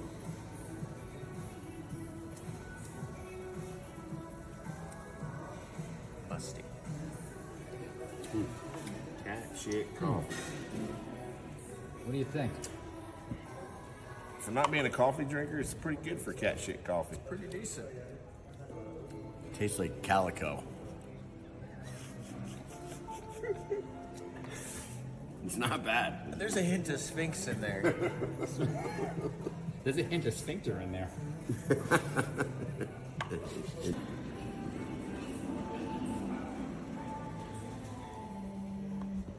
What do you think?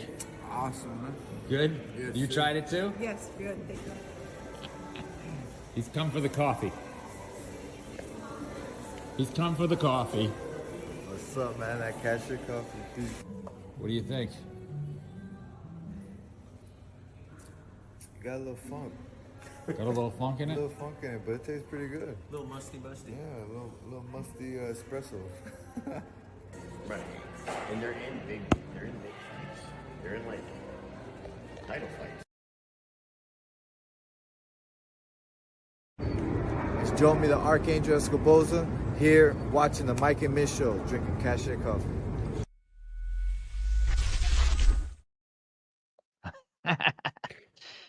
Yeah, Cat I'm shit here for that. coffee. I'm here for that cat shit coffee. Yeah, You know, little fucking Mike and Mish lore. If you look in the background of when he walks in, fucking DJ Tony was sitting on like those little like cushion fucking to the table that you push the cushions into and it becomes like Yeah. one big. He's sitting there. He was sitting there the entire time we were downstairs in that lobby, hanging out, talking, making coffee, just chilling, Never talking all came the over. fighters. He didn't even know. He was just so busy like this. If you look in the background, he's on his phone looking at it. He doesn't even look up one time. And I think I Well, remember when we were leaving, we his noticed that loss, he was Mike. he was sitting there the whole time and missed out on the whole shit. We didn't even realize he was there. His loss, Mike. He missed out Yeah. on some shit, some Yep. cat shit and coffee. Hey, thank you, Storm Management, for the happy birthday wish. Yeah, it is my birthday, and I love this show There he enough is. to. He's laughing. He never looked up from Yeah. that phone the whole time. We walked in there, went and did this whole shit. And I remember afterwards, when I watched that fucking video back, I see him sitting in the corner. I was like, dude, he was there that whole fucking time because we were there for a while when we brewed the coffee because we actually had to wait. Remember, we waited for a while. Yeah, 57 looks good, he says. I am 43, all right, but you know, whatever. I feel 57 if it fucking matters at all. Thanks, DJ Tony. Yeah, that would have been that's pretty funny that he was back there. That's that screen life, baby. That fucking screen life. My 13-year-old kid is screen life right now. Hey, so we had a good show tonight. Three good guests. Idrees got himself caught up in a sharp stain fucking conversation about pooping and drinking coffee. But either way, good luck to all three of those guys that are on the card. Excuse me. They get the weigh-ins tomorrow. Hey, the weigh-ins are tomorrow night. Everybody tune into the weigh-ins. Check them out tomorrow, and then Friday night. First event in Atlanta, in the state of Georgia. Make sure you're tuned in, BKFC 69. But Mike, before we end this show, I do want to circle back to that press conference because we have a good show tomorrow night, by the way. Two awesome guests. And we'll tell you guys who that is in a second. But Jeremy Stevens flips off the fucking crowd. He tells that guy, "Sit down, you fat fuck." That was funny as hell. The face off between Eddie Alvarez and Jeremy afterwards. I know you said you didn't see it, but did you go back and watch it, Mike? Yeah, I watched it. Oh, dude. When they were face to face and they were talking shit and Jeremy Stevens was saying what he was saying, and Eddie was like, Eddie Alvarez is a pretty calm dude, right? He's very professional and very, I don't know how else to describe it other than he is just like poised. Like he keeps it together. He never really lets his emotions fucking let loose. Yeah. He did a little bit against Conor McGregor and he ended up losing to Conor. Yep. He wasn't feeling Conor's whole shtick and it got to him. He ended up losing that fight. This time he wasn't the same way he was with Conor back then. Back then, he was like acting like Conor, you're a fucking joke. You know what I mean? He was like, ooh, yeah, whatever. Okay, Conor. Yeah. This time, When they were face to face and Jeremy was saying what he was saying, Eddie stepped back and he pointed right in his fucking face. He was like, "You have lost too many fucking times to be talking the way you're talking to me. I'm going to fuck you up." I'm like, whoa, real Kensington, Philly emotions are coming out of Eddie Alvarez right now. He is not allowing Jeremy Stevens to come into his home turf and talk to him like this. Professional, poised, cool, calculated Eddie Alvarez is out the fucking window right now, and he's pissed. That's what I got out of that. He kept it together a little bit when they were sitting in the chairs. He did talk a little bit to Jeremy there, but it was when they got face to face. I was like so fucking interested in that fight after that. I was pumped about it. How did you feel about that? I watched it earlier, right? I actually watched it back today. And I thought it was great. I thought that Jeremy Stevens if that was the game plan going in, I thought it was a good game plan. So good. Good. Like, hey, on paper, this looks like it's going to be a pretty good banger. Just knowing who they both are, this is going to be a good fight. And it's in Philly. This is going to be cool. Can't wait to see the rest of the card, of course, as we did get to see some of what the card's going to be. But man, once Jeremy Stevens just started right off, just talking just boatloads of shit about Philly, I was like, bunch of runners up. First statement that he made just completely just amped it all the way up for me. I was like, oh, I got to see this fight. I got to see it. You know, dude, when he said your whole city are a bunch of runners up. Yes. You're all a bunch of fucking runners up. He did laugh at the guy because the guy had very good timing when he called him a dork, right? He called him a dork. Yeah, it was good timing. It was like perfect. As soon as he stopped, the guy goes, dork, and he was the only person who said it. And you can see Jeremy actually looked and he started laughing. But then he talked again, and those guys are saying something. He's like, oh, dork, oh, dork. He was like, all right, you fucking fatso, or something. He said, he was like, sit down, you fat And now fuck. he's talking shit about those guys, and then they were like, oh, shit. Like, and then everybody it was awesome, dude. In. I was like, this is fucking funny.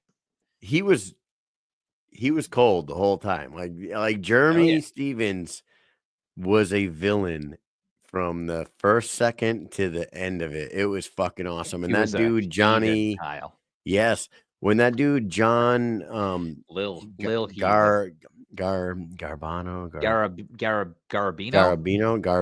when John Garabino turned around, he was like, hey, we all got to exit through the same door. Remember that. Stevens goes, I'm here by myself, motherfucker. I don't come with a gang. I'm built different than you. I don't give a fuck about you. Yeah, I'm fine. I was like, whoa, holy shit, this dude is crazy. This is awesome. Now, with that said, they announced the Beck versus Taylor fight. That's good. The fan in me would have much rather seen Beck fight Britain again. Run that back in Philly. It's like one state over from Beck Virginia. Fight Britain? No. I mean Taylor. Have Taylor and go Britain and Taylor too would have been fucking perfect for Philly. It's one state away from Virginia. I know Britain's not from Pennsylvania, but she's from fucking Virginia. It's fairly close. You know, she's an East Coast girl. Taylor's an East Coast girl. You throw those two girls against each other in a run back of that fight of the year candidate out there in Sturgis. That was a fucking great fight. But they went a different direction, and they did Taylor and Beck. Taylor made it very clear that she's not going to 125. So I am curious to see how that goes. They announced that one. The Patrick Brady versus Zach Kalmas, and they announced and which we love that fight. The bare knuckle fans out there, us, me and Mike, and all of you diehards love that fight, but that is not a fight that like draws worldwide eyeballs. You know what I mean? We love that. Bryce Hall versus Baby Slice, Kimbo Jr. So only 4 fights have been announced for that card. We are at December 4th right now. You got till January 25th. I was having a conversation with a good friend of ours, and he was saying that they need to do something about this. And I said, of course they need to do something about this. They're not done announcing. Do you think that the 5 guys that were in that front row are going to have fights, or 4 guys in the front row and then Travis Thompson. So you got the 4 fights that were announced. Travis Thompson's going to have a fight, and then the 4 guys in the front. So that's 9. That would make 9 fights. We don't know who any of the opponents of the guys that were in that front row of that press conference are. So we will wait to fucking find out who their opponents are. They do absolutely need to announce 2 or 3 really big fights to really sell this, to make this the biggest combat sporting event to ever happen in the state of Pennsylvania, in Philadelphia, in the Wells Fargo Arena, home of the Flyers, home of the fucking 76ers. Eddie versus Jeremy in those other 3 fights, plus those other 5, is not enough. I tried to be the positive guy and say to our friend, wait until Christmas, wait until the week after Christmas. When they're 6 weeks out from January 25th is when I think the card will be solidified. Do you agree they do need to add a couple big for a Knuckle Mania? For a Knuckle Mania, they have to add 2 or 3 big fights. Oh yeah, on there, and that's nothing against Taylor and Beck, no, and Brady and Kalmas. We love those fights, but this is Wells Fargo Arena, Philadelphia, home of the BKFC. What are they going to do, Mike? Well, so yes, they definitely need more fights, because the fact is, right, this is Knuckle Mania 5, right? It's not any card at any state. It's also in, like you just said, it's in Pennsylvania. It's in Philly. That's the home base, right? So it's the first time they're there. Home base, Knuckle Mania 5. So, last year they pushed Knuckle Mania back, or forward rather, in the year, instead of doing it in February like they had done. Yep, they did pushed it to April so that they could break into California and go to LA and do a magnificent card where they did a lot of stuff there, right? They had Mike Perry, who is still the king of violence. He's still the biggest draw in BKFC, right? He is the guy, right? He fought, headline that card. I wasn't too thrilled about who his opponent was, Alves. I didn't really think that was the best matchup he's had. Definitely not the most exciting one. But Mike Perry fought nonetheless, and he's the draw. You know what I'm saying? So that didn't really matter. It's him. They had Mick Terrell versus Hunt. Terrell is the heavyweight champion, and was the heavyweight champion back then. And Hunt was a 2-weight world champion that relinquished his belt so that he could go up in weight to try to become a 3-weight world champion simultaneously, right? Well, he gave the belts up, but he would have still said simultaneous and then gave the other 2 belts up, whatever. They had Ben Rothwell fight, and Todd Duffy came out of the shadows to come and fight, Didn't turn out to be the greatest fight in the world. We know what happened, but it was still 2 big names. You had Angulo come from boxing, right? You had, Lane, Kurtanov, Smith. Who else was on the card there? War. So the undercard was stacked. Diaz and Jordan was a great one. Like, they had all these fighters on the undercard that people knew about that fought to support the card too. So they have some local fighters in there, which is nice. Of course, they've got to do that, including Eddie Alvarez. But I was hoping, remember we were getting, from Feldman, he had said a while back that there's a fight that's going to happen. It's going to be the biggest fight. And the earth is going to shake. Earth's going to shake, fights. I thought it was going to be for this card. And I still think it might be. Because last week when we were talking about this, we had the conversation of whether or not that the Stevens versus Alvarez was going to be the main event. And I remember being like, how could it not be? They've got their names on, like, this is the only fight that they release. It's on the fucking post. They're talking about doing friggin' press conferences with them and everything, but they haven't named the main event. And then we went back and watched it during the show. And yes, it's in fact, they didn't actually say it was the main event. Well, since then it came out, Eddie Alvarez himself has said it's the main event, and then they actually said it is, and it is on the website, right? Do you think that this is going to be like a, hey, we tricked you type of thing? Like, hey, you thought it was that because that's what we said, but it's not going to be. And in a few weeks, we're going to find out it's some fucking like crazy ass fight. Like they're going to pull a fucking rabbit out of a hat and this fucking wild ass fight's going to come out of nowhere. Oh, and not to mention yes, there's the shit going on with Conor McGregor, but they also mentioned that he bought into the company then. So at that time, that was massive. Yeah. And AC Slater was there too. Right. So. And Nick Diaz. So you're in Philadelphia, right? You're in Philly. I was thinking, didn't they fucking announce they signed a boxer from the Philadelphia? Is it like Rigondeaux or what was his name? He was a local guy there. Like I thought maybe he'll be on the card. Maybe he still will be. But there's a guy that is out there. He just fought in Fight Circus out in Thailand, and he is still actively doing things. And his name is Matt Brown. Oh, okay. And I'm thinking Matt Brown is out there. Cowboy Cerrone has wanted to fight. Matt Brown and Cowboy would be cool. Matt Brown and Paul Felder would be cool. Paul Felder's from Philadelphia. That would be cool. Paul Felder versus anybody would be fucking cool. He is retired from the UFC, so maybe he could fight. I was just like running through fucking what the fuck can these guys do? I would put Ben Rothwell and Mick on there and have Mick fight on back-to-back Knuckle Manias. I know that they're probably thinking to put Mick and Ben on a card overseas, but fuck that, dude. You guys are trying to make the biggest event of all time in the Wells Fargo Arena. Heavyweights.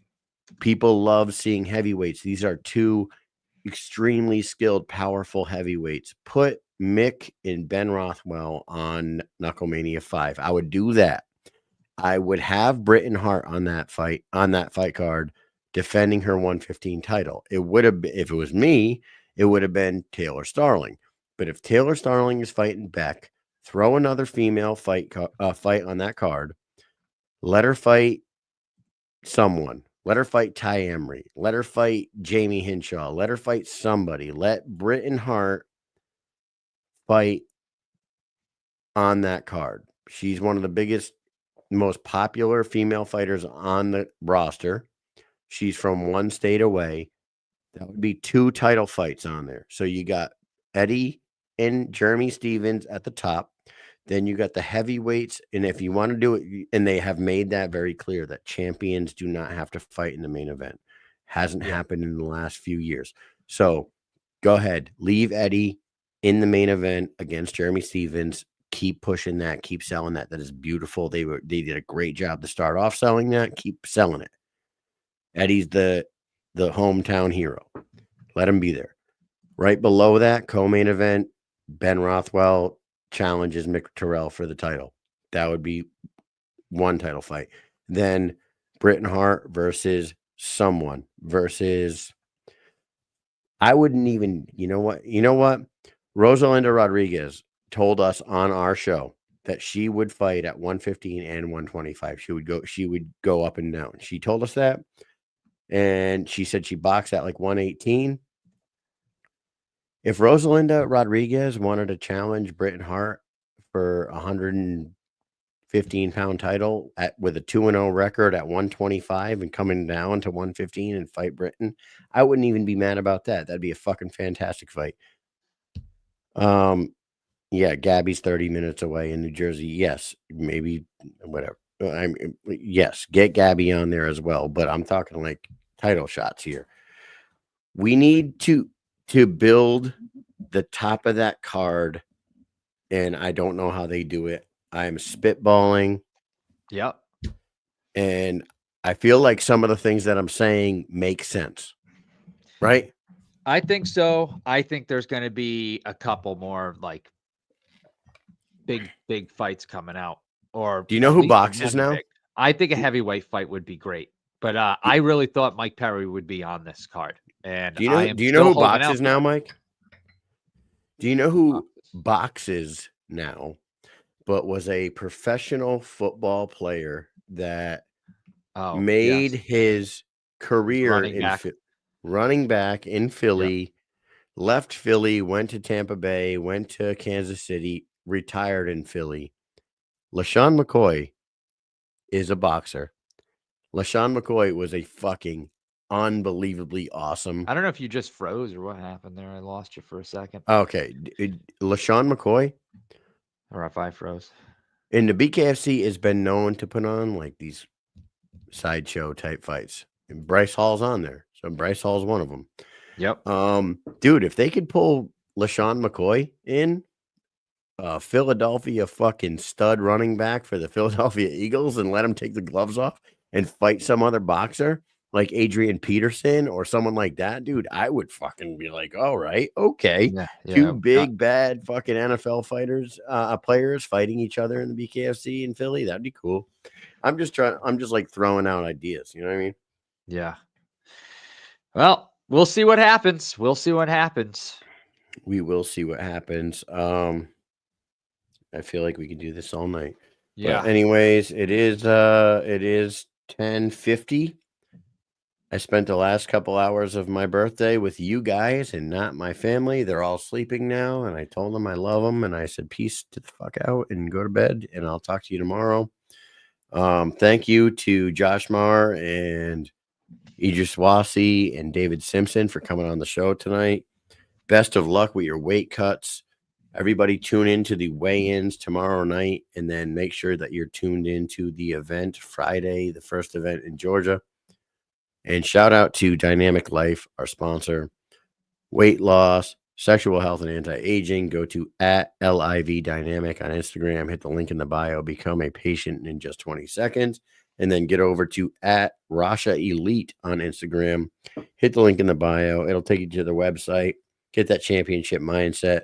Become one with parts of your brain that you did not know existed, and look for a bright future, because the Rasha is the real deal. Thank you very much to everyone that tuned in. Mike, do you have anything else for these people? No. But if you want to hear more, tune in tomorrow night at 9 p.m. We didn't tell them who was coming on tomorrow night. Yeah. Tell them. You tell them. Okay. Cutman G. Yeah. We got Cutman G. And dude, we got someone that has not been around for a minute. Yep. Run into him a few times at a few events. I think he was 5-0 before he lost his last two. Yep. But he was the champion prior to losing his last two. Francisco Ricci will be on the show tomorrow night. Yes, he will. He is returning to the Squared Circle in Hollywood, and I cannot wait to talk to him. I love that dude.